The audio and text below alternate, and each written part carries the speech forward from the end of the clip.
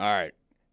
Let me give you guys a little rules. When you are in an inter-squad fight, like on the training camp practice, the Cowboys had one recently between themselves. I see Micah Parsons throwing hands. You think that you want to go and find somebody because you have to fight. I know you might have seen this recently. Deion Sanders was upset at his team for not, once one person starts fighting, you all have to fight. And that's kind of an understood rule. Not all coaches encourage it, but it's kind of understood that, like, your position group gets in a fight, everyone got to fight. That's how podcasts work, too. Yeah, of course. And the strategy is you got to pick somebody to go and fight or pick a position to go fight that you know that you're going to fare well against. Because no one's actually trying to hurt people, but you don't want to mess around with D linemen. First things first. I was always on defense, so I was always safe. You don't want to mess around with D linemen. They are the biggest, strongest, most athletic, and ruthless people on the football field. Can we do a position draft if there's just a brawl? Yeah, we could. D-line would be the first pick. Kicker, last pick. Let's fill in the middle. I think O-linemen, not as scary as you think. There's some O-linemen, guards normally, that are ridiculous. But what happens, I think, at a young age for football players is the big, aggressive guys, they put them on the D-line.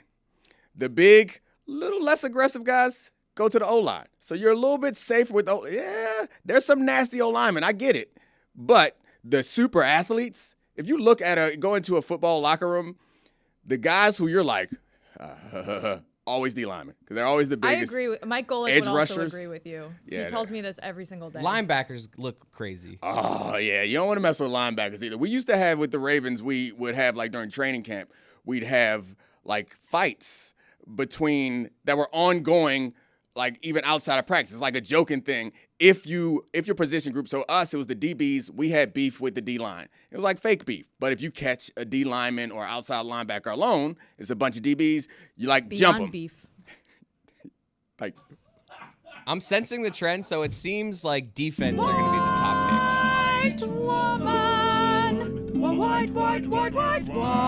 sorry, Chris. Which unit you taking first in this draft? Oh, no, quarterbacks?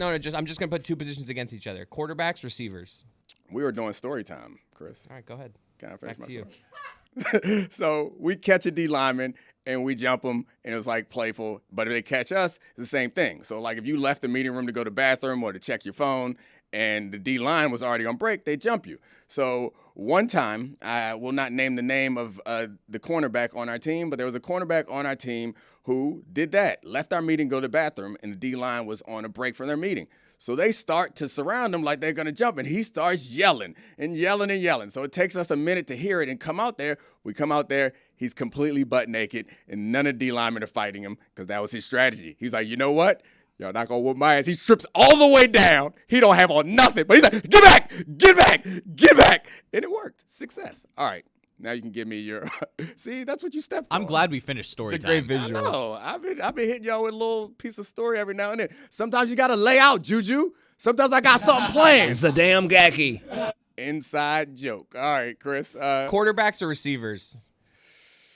Well, Receivers, I feel like, are sneaky. The thing is, I'm tough. I'm out of the league long enough where the size and physical ability of quarterbacks has shifted. But my time, you always want a quarterback.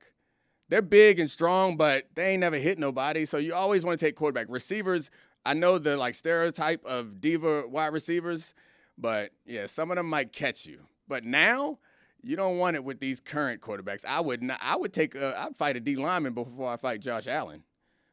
Really? What's the most underrated unit in terms of Aaron feistiness Donald? in a fight? Oh, I said a D lineman, not a demigod. What's wrong with you? Like mess with Aaron Donald?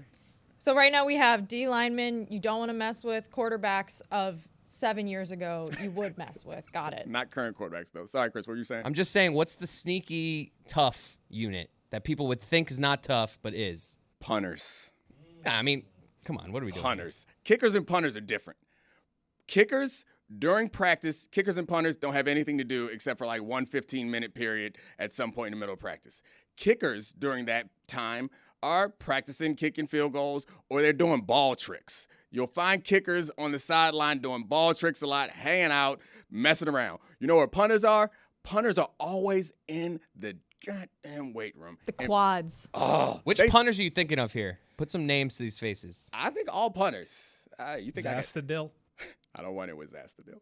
I think all punters are surprisingly tough. You asked for the. You can't name a punter. It's fine. Yeah. Just look at McAfee. Would you want to mess with McAfee right now? I feel like that's what you're doing. You're doing McAfee. That's why I was trying to see it's who we're talking about. No, here. Todd Sauerbrunn, Boom. Matt Turk. There's Boom. history. Matt Turk. Boom. History is lined with jacked punters. I was just thinking about punters that I play with whose names I also cannot remember. I did play with Todd Sauerbrunn, though. But they were always bigger. You and didn't play strong. with Zastadil? The guy was your teammate. I mean, he's a punter and a teammate. Let's not get carried away. Did you ever talk to your punter? Ever? If he tried to drop it in the coffin corner and got a touchback, fuck you doing? That was the extent of our conversation. Beginning and end. Yeah. So, but I do respect them. I would never fight any punters. Kickers, with the exception of David Akers. Yeah, I don't want no problem with David Akers. But rest of the kickers, I can square up against them. Running backs, no reach. They ain't got no reach. I'm not scared of no running backs. So we're fighting quarterbacks from 7 years ago, running backs Yes. currently. Does that include like McCaffrey and Saquon Barkley or? Yeah. Okay. I think because the fact of the matter is you look at the team now and you look at Saquon and McCaffrey and commoners, like, yeah, they're ridiculous. But look at them against other football players. The bottom line is if you are in a team fight, stay away from the D lineman. It's the worst thing you can do. Do you remember Fuad Reve? Yeah. Do you remember John Randall? Yeah, I know. Yeah. I know. I heard this story. Yeah. Or for the audience, Yeah. John Randall, a very intimidating pass rusher who would wear his eye black like war paint before anybody was really kind of doing that, tried to go at Fuad Reve, the Vikings kicker at the time. This is how it turned out. Fuad Revenge was like a all high school wrestler.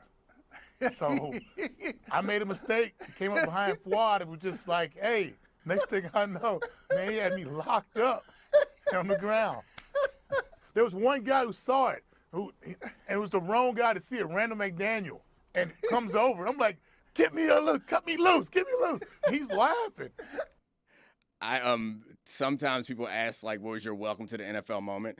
I don't have a great one. I talk about covering Jerry Rice in practice because he didn't make the team, but he came to practice my rookie year, training camp my rookie year. It was very odd because we'd go out to the club with Jerry Rice, and then we'd practice the next day, and then the next couple of days he wouldn't be at practice because he'd be attending his daughter's graduation. And we were like, what? What is going on? This is not – you're not supposed to be here with us. But my real welcome to the NFL moment – which wasn't in NFL at all. It was welcome to college football. I graduated from high school early and started at Maryland and went up there and worked it out and stuff. And we used to have boxing gloves in the locker room, what lots of teams had at the time.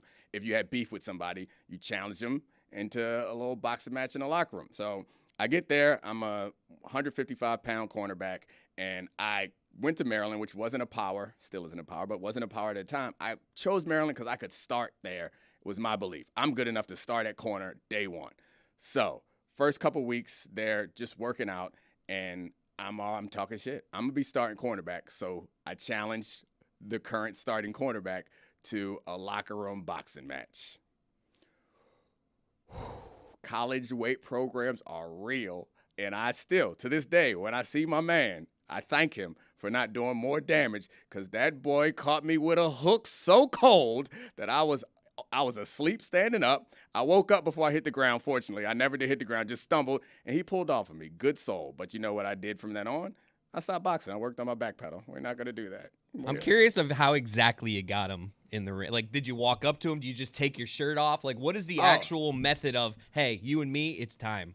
You say it. We're in the weight room and we're talking trash. And so, like, I get there and I'm talking trash generally from the time I get there. It's like, yeah, I came here because I'm going to start. That's what I'm here for. I'm here early so I can get the defense down because I am going to start at cornerback on this team.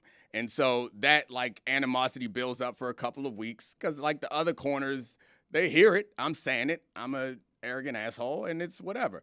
So then people around you hype it up. It's like, you won't box him, no? You go ahead and box him. And the guy that was boxing is a really nice guy. So I thought I took his kindness for weakness, and I didn't account for the fact that he had been in the weight program for 2 years prior to me. And that hook was cold. But he's a good soul. He didn't finish me off. In high school, we had a guy named Barry on our team. He was our center. And he wasn't the best, you know what I mean, coordinated-wise or whatever. But Barry was 6'8", you feel me? And he was a big brother. But you know me, I'm mad at him. We lost the game. Buddy was doing you all game, bro. You soft, all this, and I'm throwing stuff at him the whole bus ride.